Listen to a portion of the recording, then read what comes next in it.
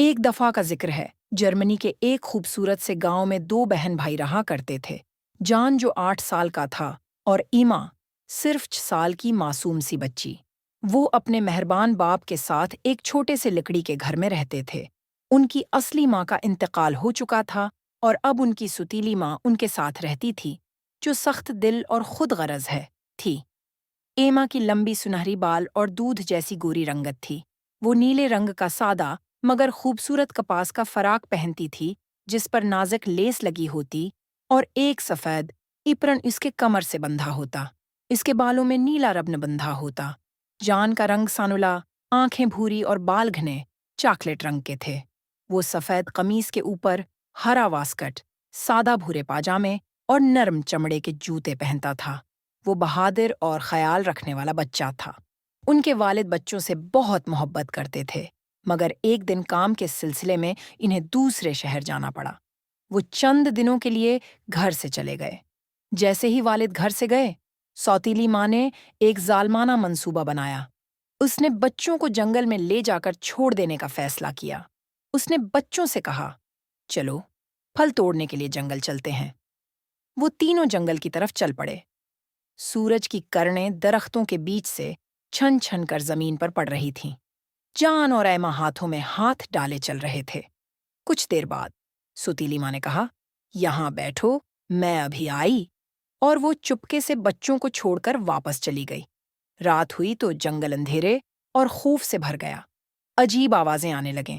جان اور ایما خوفزدہ ہو گئے۔ آخر وہ درخت کے نیچے سمٹ کر سو گئے۔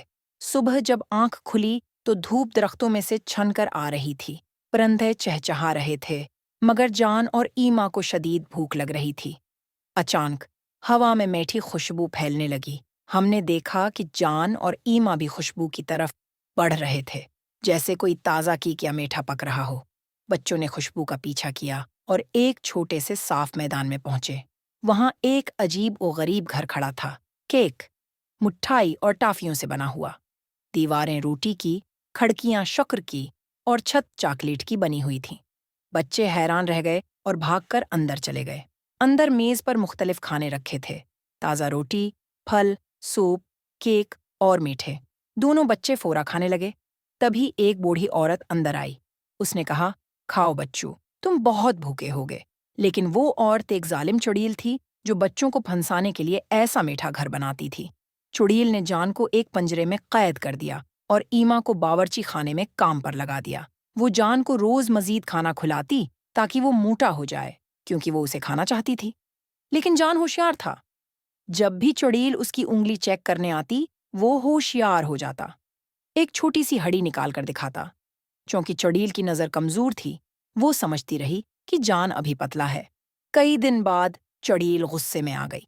اس نے کہا، اب بہت ہو گیا، چاہے موٹا ہو یا پتلا، آج میں اسے پکا دوں گی۔ اس نے ایما سے تنور جلانے کو کہا۔ ایما نے چالاکی سے کہا، میں نہیں جانتی، آپ خود دکھائیں۔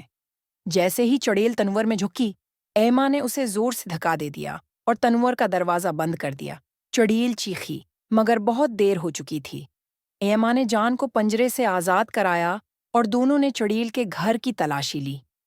ایک کمرے میں انہیں سونے کے سکے اور قیمتی زیورات سے بھرا ہوا صندوق ملا۔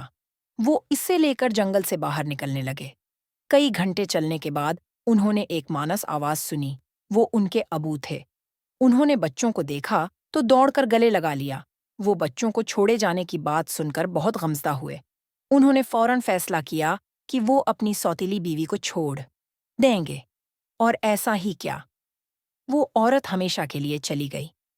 چڑیل کے خزانے سے انہیں اب کسی چیز کی کمی نہ رہی۔ وہ سکون سے، محبت سے اور خوشی کے ساتھ رہنے لگے۔